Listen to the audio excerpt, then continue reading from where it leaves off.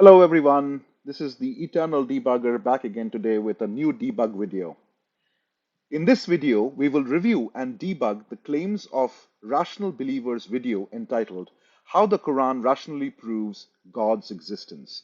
It is this particular video out here. Now, a few words about Rational Believer before we start diving into that video.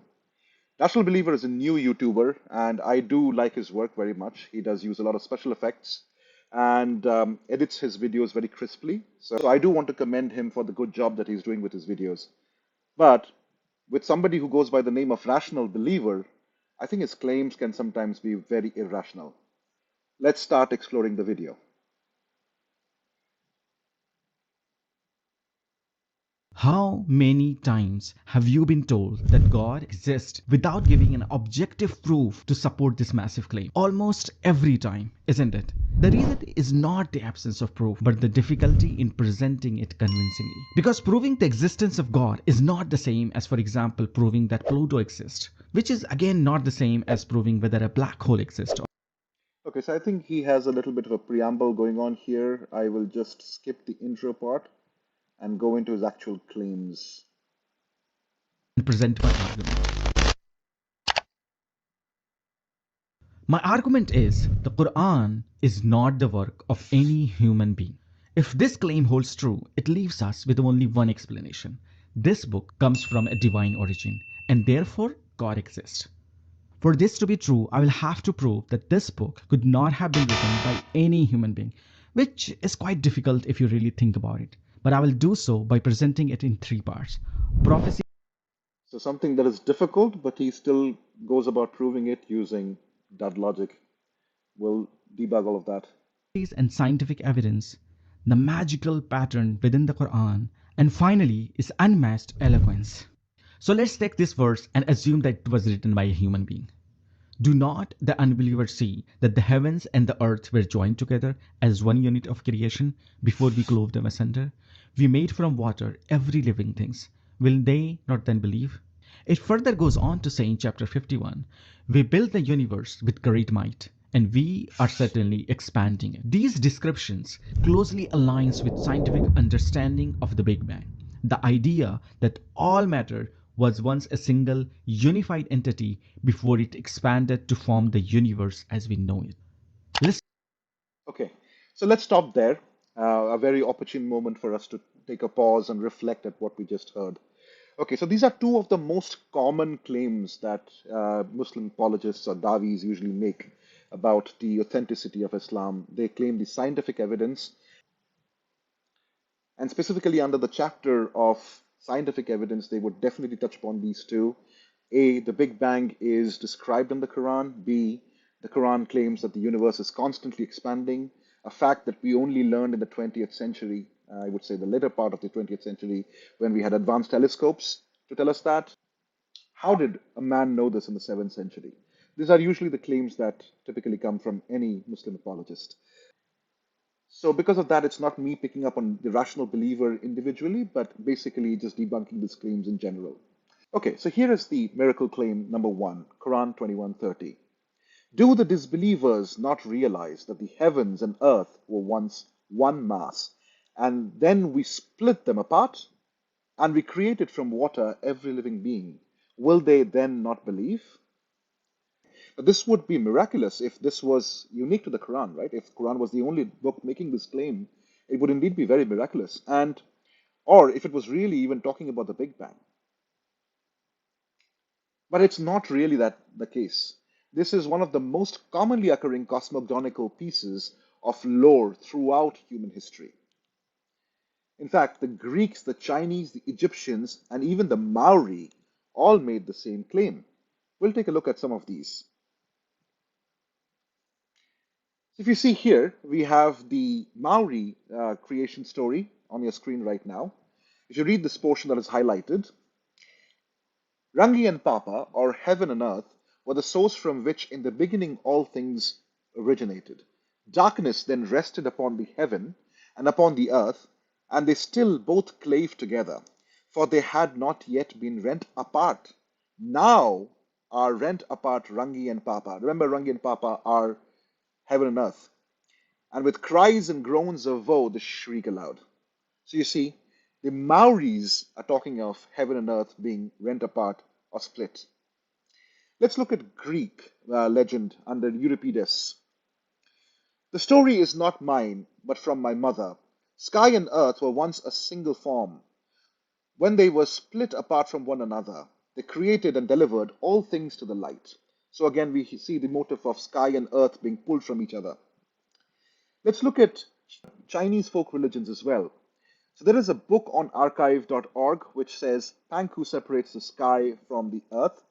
It's a Chinese creation myth. We can also see the same story relayed in the Wikipedia page as well. Creating the earth, murky yin, from the sky, clear yang. To keep them separated, Pangu stood between them and pushed up the sky.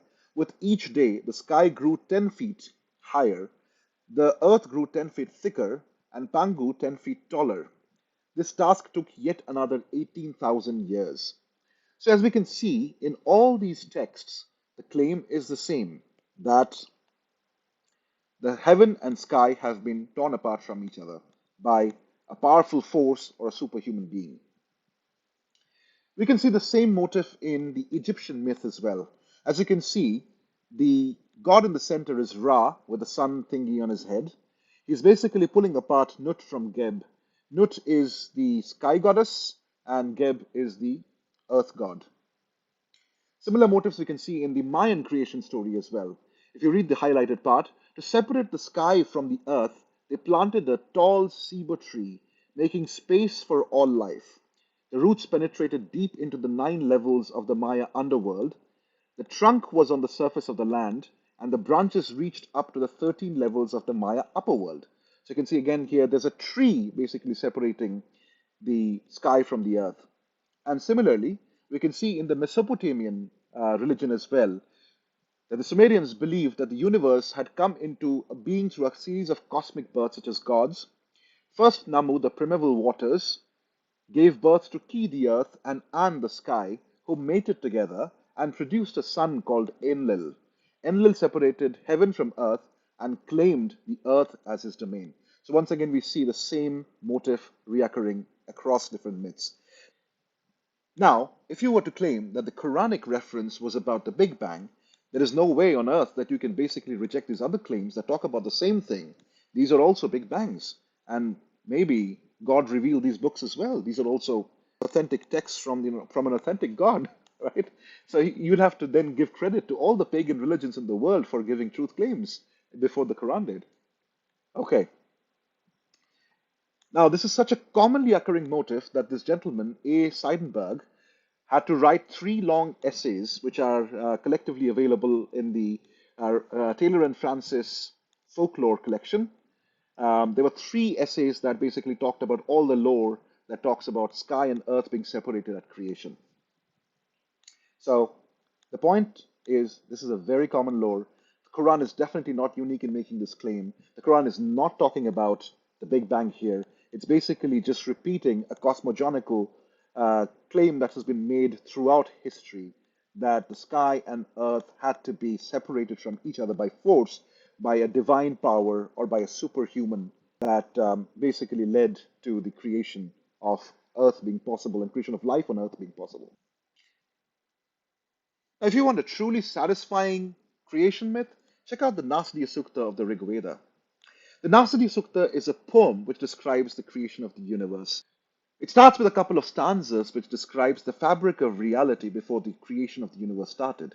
Then it goes on to describing the process of the creation and expansion of the universe.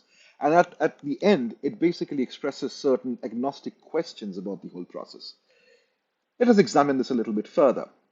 The first 2 stanzas talk about conflicting frames of reality coexisting within the same space. It talks about nothingness and existence both existing at the same point. It talks about death and immortality both existing at the same point, but no clear state having yet been defined. So all the possibilities coexisted. We know this as quantum superposition. This is what the universe must have looked like when it was a singular point, a quantum entity of a pinprick of energy waiting to happen, waiting to be observed.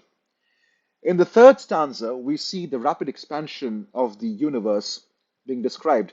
We can see the one, the God, meaning Brahman, which came to be. So the Brahman manifests itself, and, and while manifesting itself, it is expressing itself through the power of heat.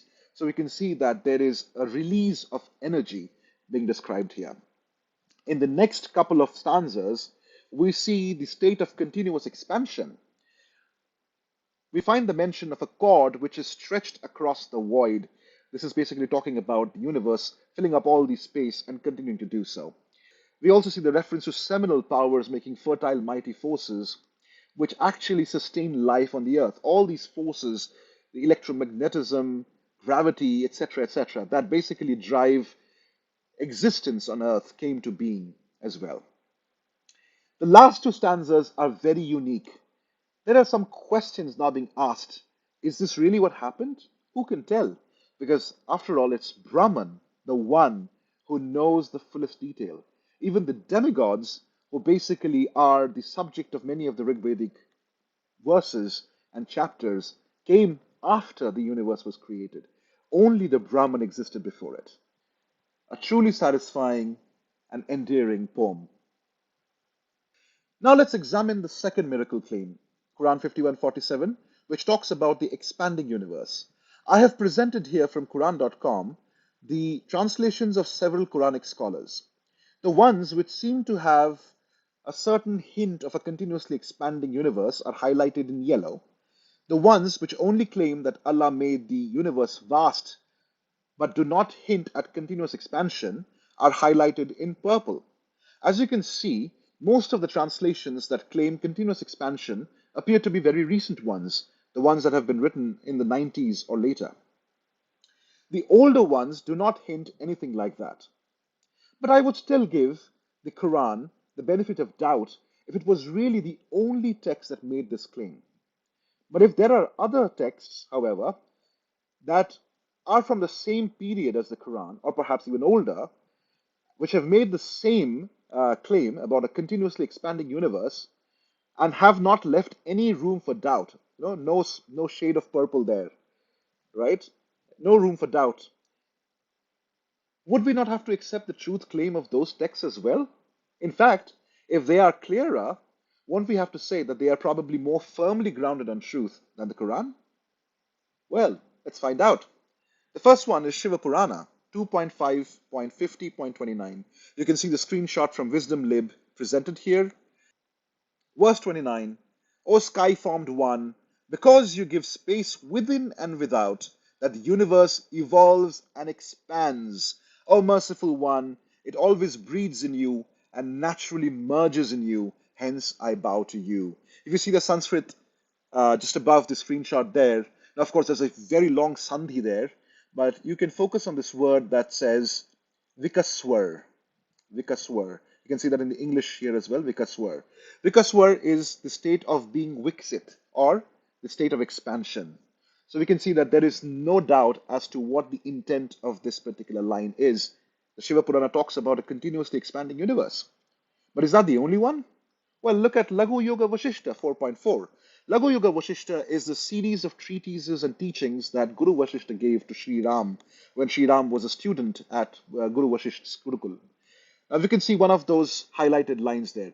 It is only through the illusory Maya, which is the one reality of Brahman, like the waves of an ocean, that the universe expands itself, being created and preserved through this ajnana. Now you might say, why is ajnana causing the universe to expand? Well, the Hindu view is that once people become enlightened and they all understand, all realize the true nature of Brahman, they would merge into Brahman and this universe would cease to exist. But because we are invested in this Maya, which is all around us, this material world, which is all around us so much, that this universe continues to expand itself, pervade both in space and time, because of us being so engrossed in Maya. So you see, in such a beautiful way, the expansion of the universe is explained not only physically, but also metaphysically. In fact, continuing on the theme of Laghu Yoga Vashishta 4.4, Sthiti Prakarana, which talks about the steady state of affairs, Uh, it also says, know also that this jnana is nothing but the all pervading Parabrahman, which has manifested itself as this universe. Now remember, we looked at the same motive in the Nasadiya Sukta as well, that Brahman himself has manifested himself as the universe. The name Brahman expresses very aptly this idea. Now you see in the little footnote, Brahman comes from the root word brih, which means to expand, brihat, which means expansive, right? So Brahman, the word itself comes from the root word bri, which means to expand, and Brahman is the universe, which means the universe is constantly expanding. Oh my God! So does it not tell you, rational believer, that Hinduism is far more grounded on truth than your Quranic claims are? Okay, now let's go back to the video. Let's pause and reflect. Suppose the Quran was not revealed by God, but written by a human being, perhaps Prophet Muhammad or someone else in the seventh call a coincidence. So here is more for you. It further says in the Quran, your guardian Lord is Allah who created the heavens and the earth in 6 days and is firmly established on the throne of authority. And in the chapter 41 it says, say, is it that you deny him who created the earth in 2 days? I want to clarify something here first. The Arabic word used for day is ayyam, which is often translated as days and does not necessarily refer to 24-hour earth days in the Quran. For instance, a heavenly day is described as 1,000 years of our time, and the day of judgment is said to span 50,000 years. This means that the 6 days of creation could refer to 6/3 of the universe age. The probability of accurately making such a statement without advanced tool or knowledge is astronomically low. To Let me rewind this bit a little bit so that you can hear very clearly what his claim is. claim this as a mere concept for approximately 1/3 of the time since the universe came into existence, that will you deny him who created the earth in 2 days? I want to clarify something here first. The Arabic word used for day is ayyam, which is often translated as days and does not necessarily refer to 24-hour earth days in the Quran. For instance, a heavenly day is described as 1,000 years of our time and the days of creation. But what is truly remarkable is in the Quran, it implies that the earth has existed for approximately 1/3 of the time since the universe came into existence. That will be impossible for anyone to guess in the 7th century. What does modern science say? A quick search reveals that the universe is approximately 13.7 billion years old, while the Earth is around 4.5 billion years old. This means Earth's age is indeed roughly 1/3 of the universe age. The probability of accurately making such a statement without advanced tool or knowledge is astronomically. Okay, so now we come to the first attempt at deception from the rational believer. Until now, he was just making truth claims, innocent truth claims that have often been made by Muslims, and we have debunked them. But now he has started making subtle misstatements. In this section of the video that you just saw, he compared the ratios of 2 days versus 6 days, the time that Allah claims to have built just the earth and the heaven and the earth together, with the ratio of the actual ages of the universe and the earth. That's comparing apples to oranges. I mean, just to make it simple for you, can you say that the time it takes to manufacture a tire is the same as the lifetime of that tire? So saying that the time it took to manufacture the tire and the axle and the same ratio as the lifetime of the axle and the tire is basically a false equivalence. That aside, these numerical gymnastics comes to naught because the Quran mentions a sequence of creation.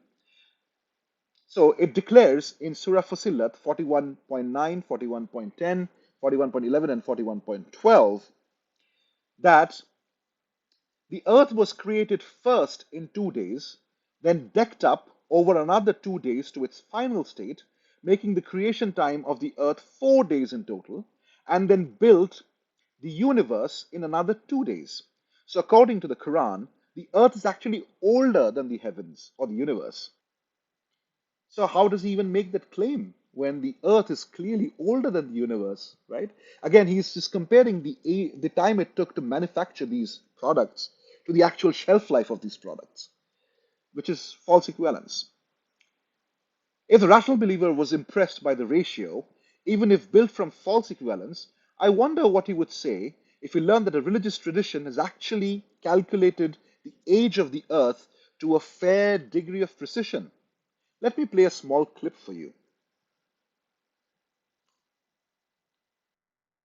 Here it is. The timescales correspond, no doubt by accident, to those of modern scientific cosmology. Its cycles run from our ordinary day and night to a day and night of Brahma, 8.64 billion years long, longer than the age of the Earth or the Sun, and about half the time since the Big Bang. And there are much longer timescales still. On this slide, I have a page on the left-hand side of the screen for you. This is basically a page out of the Concise Dictionary of Hinduism by W. Johnson.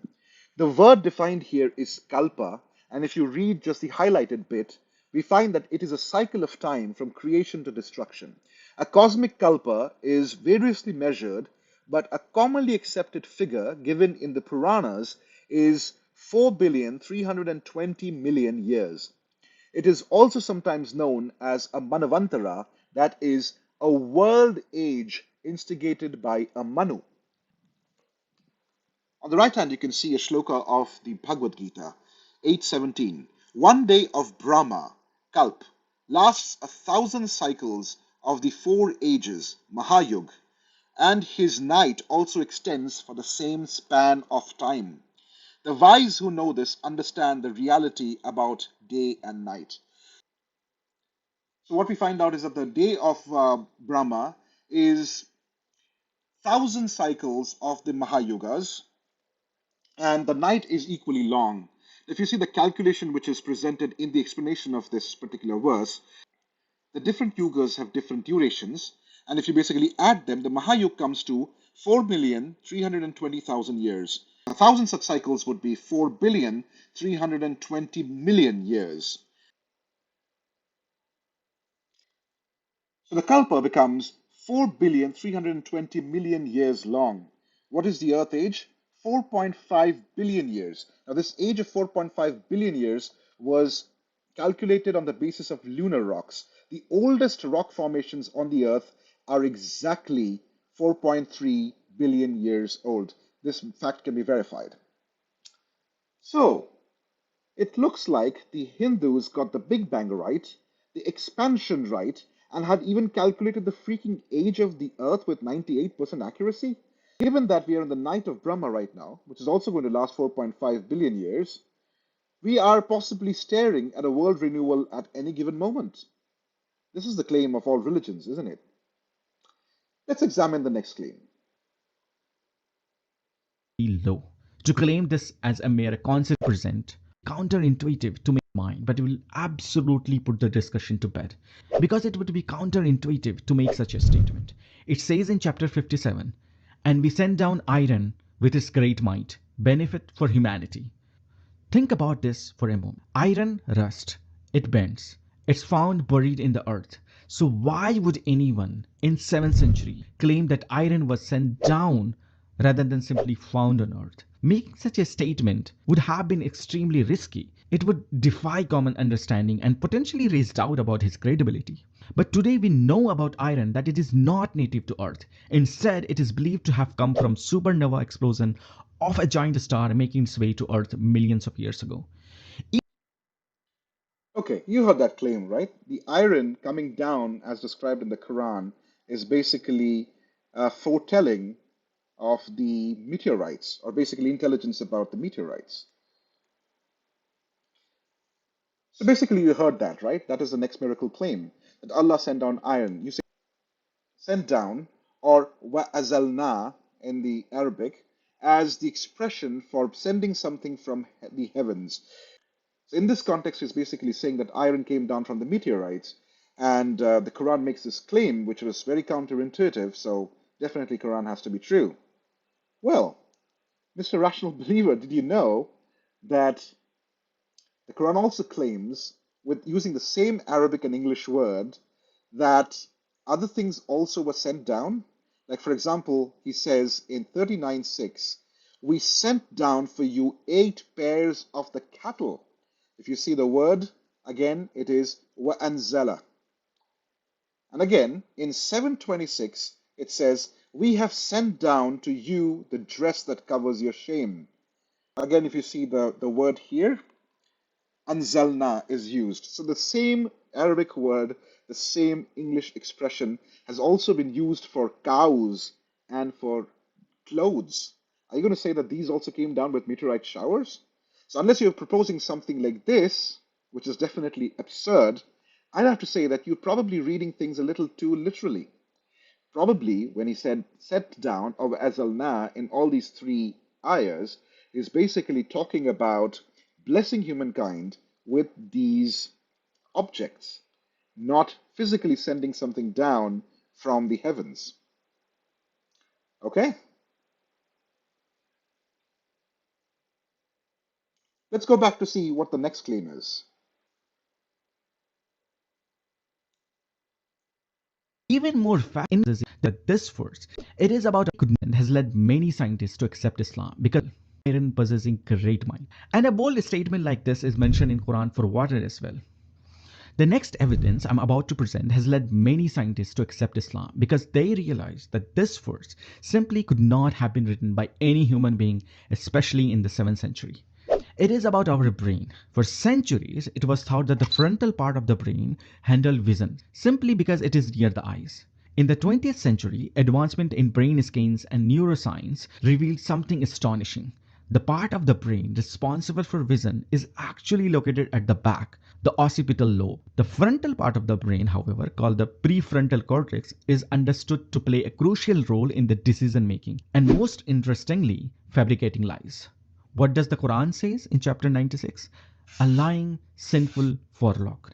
Think about this for a moment. If Prophet Muhammad had authored the Quran, So, as he said, the next claim set me thinking, even tutting.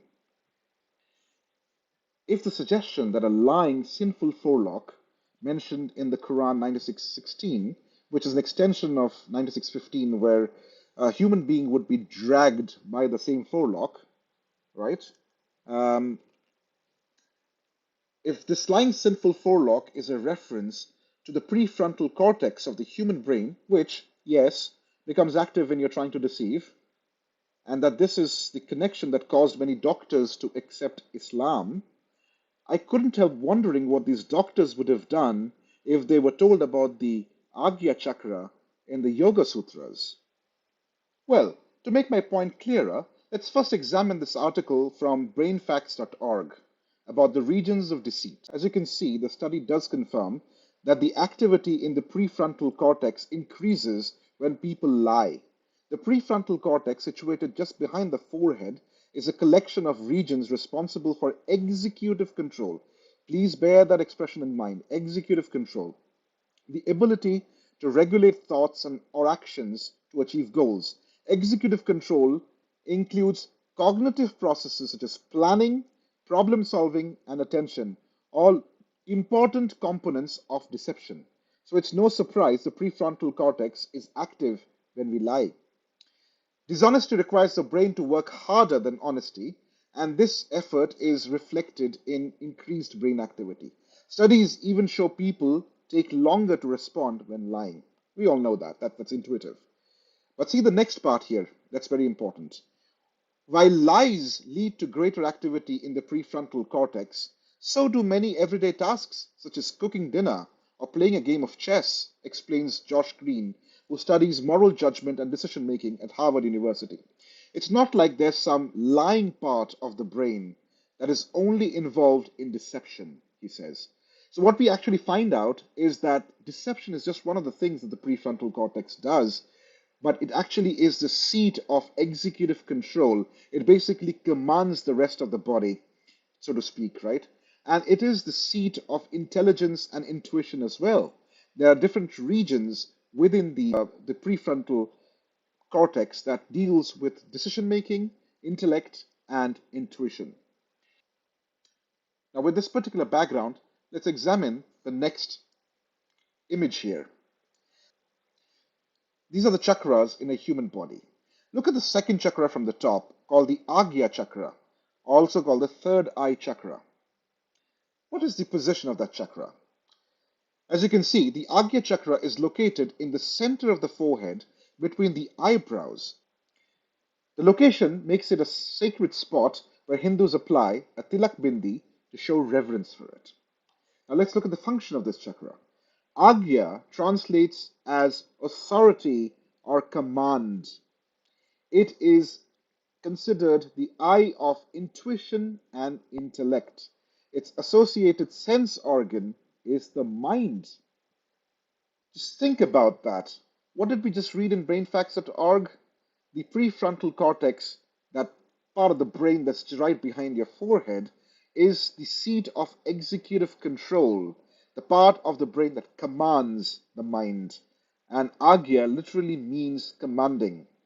And we also see that the Yoga Sutra had already claimed that it is a seat of intuition and intellect. And this is actually very well known.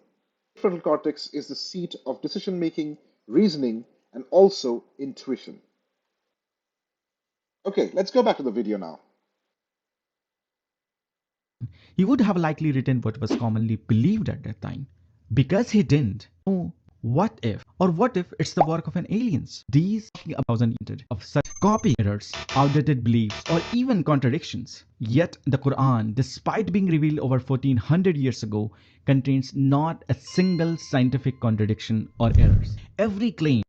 Okay, now this claim I would not go into, that there is no scientific contradiction inside the Quran. It's just very well documented.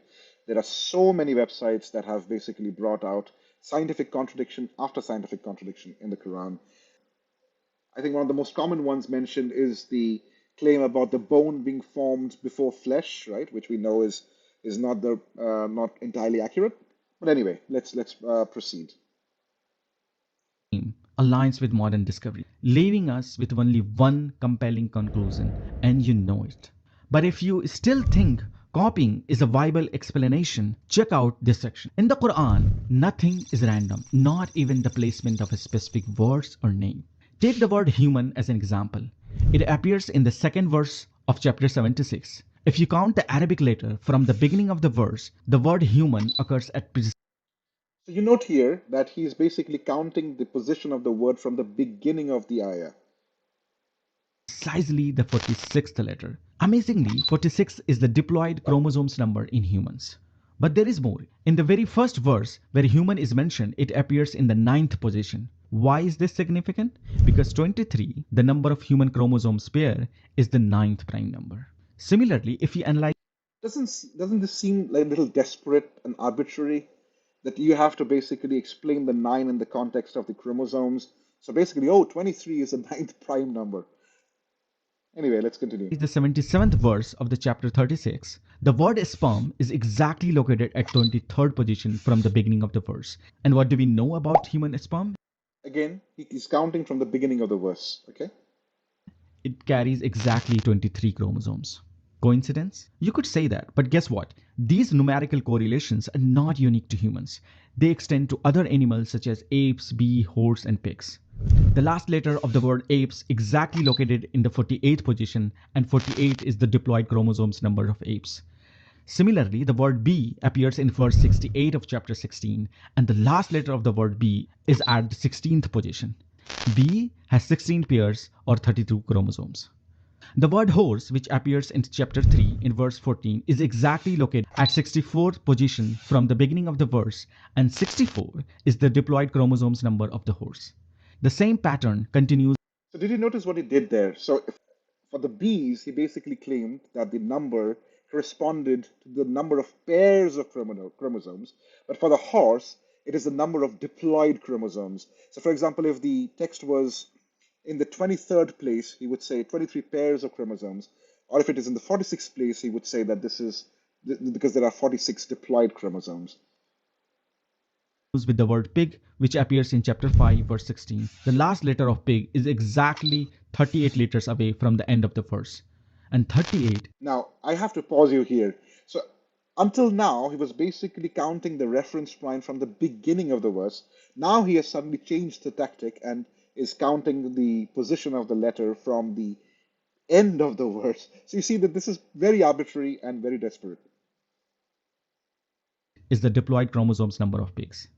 And it even does not stop there. This astonishing correlation holds true for other animals mentioned in the Quran, including donkey, dog, camel, cow, sheep, and even the hippo. Okay, I've got to stop you there. Now I'll go back to my presentation here for a bit. Okay, so if you talk about these patterns in the Quran, right, that this is basically his claim. Um, he talked about nutfa, right, the word for sperm, and he basically said that it appeared in the 23rd position of a certain ayah, which was because there are 23 chromosomes in the sperm, etc. Now, if you search for the word nutfa in Quran.com, you'll get 14 matches. This is just a very cursory search on Quran.com. There could be more instances of this word appearing.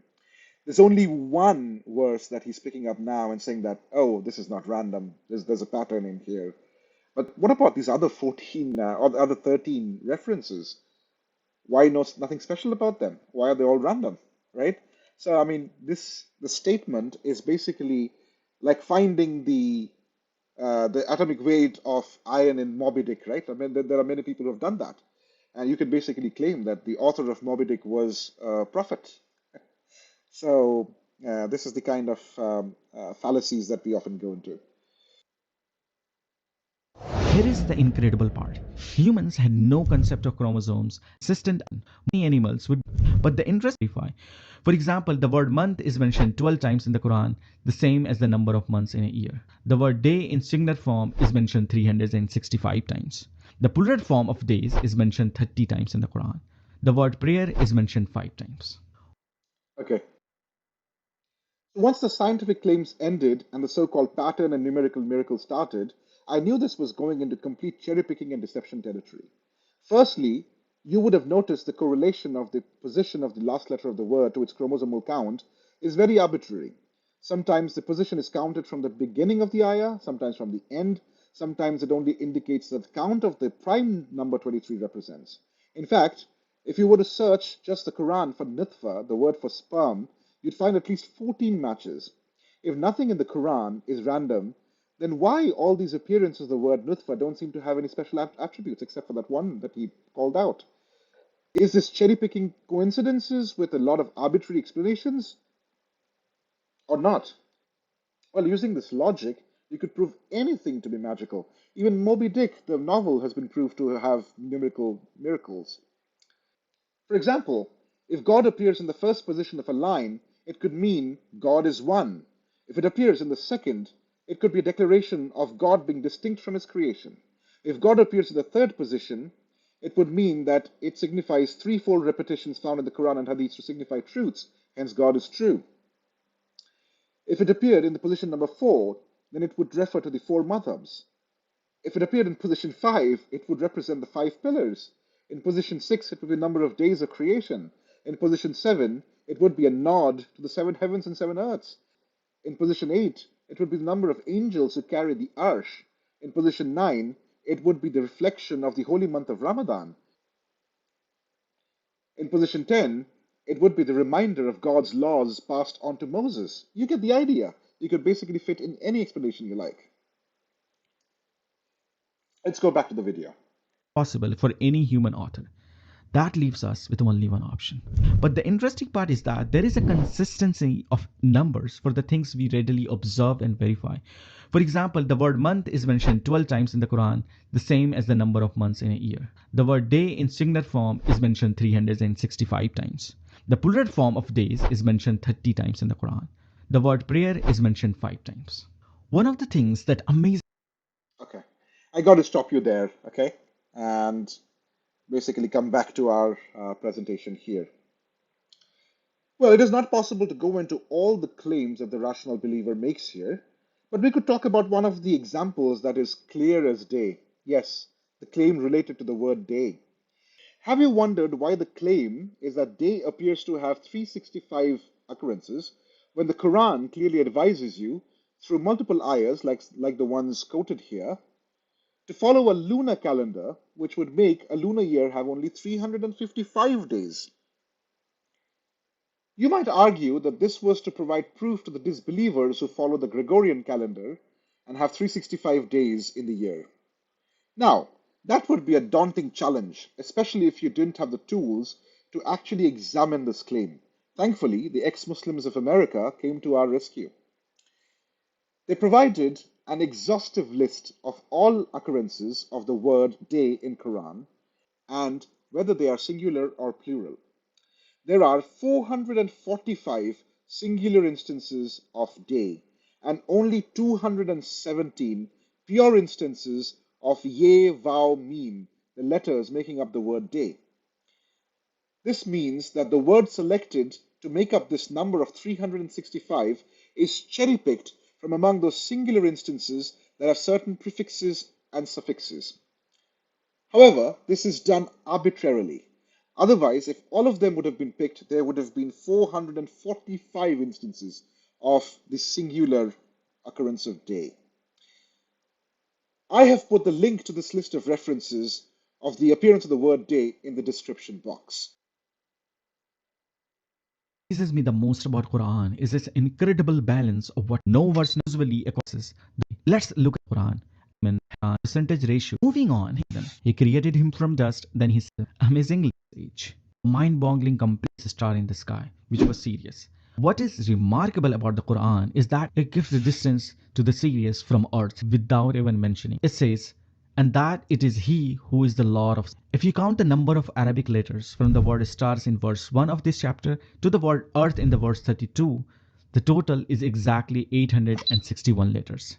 Today, modern science tells us that Sirius is approximately 861 centi-light years away from Earth, or 8.61 light years away from Earth. Distances in the Quran is funny. If you were to apply the same logic to the Vedas, you could argue that the ancient Hindus knew about the astronomical significance of the number 108. Well, we know that 108 is a truly special number in Hinduism and Buddhism. There are 108 Upanishads, sacred sites, 108 names of Vishnu and Shiva, 108 chantings of the Mahamantras, 108 Naris of the heart chakra, 108 earthly desires in Buddhism, 108 lies and delusions, 108 chambers in the Buddhist viharas. It is also a multiple of the other magical number 18, which frequently recurs in the Mahabharata, 18 chapters of the Gita, 18 days of fighting, 18 Akshahini of armies fighting in the war. 108 is also a hyperfactorial, which means that 1 raised to the power of 1 times 2 raised to the power of 2 times 3 raised to the power of 3 is 108. But this number also has an astronomical significance, especially from our perspective, because the two most intimate objects that we observe in the sky are the Earth and the Sun. The Earth-Sun distance divided by the solar diameter is approximately 108. The Earth-Moon distance divided by the lunar diameter is also approximately 108. The solar diameter by Earth diameter is also approximately 108. Similarly, there are claims of light speed in the Vedas and Earth-Sun distance in the Hanuman Chalisa, etc. I take these with a pinch of salt and would recommend you all do the same with respect to the rational believer's claims. Rational believer, bro, you're doing good work. You can believe whatever you want. But do not try to disguise your beliefs in the garb of false rationalism. I have debunked most of your claims and even given you more solid alternatives to direct your rational beliefs. The world needs to stop making pseudoscientific claims and adopt a scientific mindset. One should stop looking for science in their religious books and rather seek it in the books of, well, science.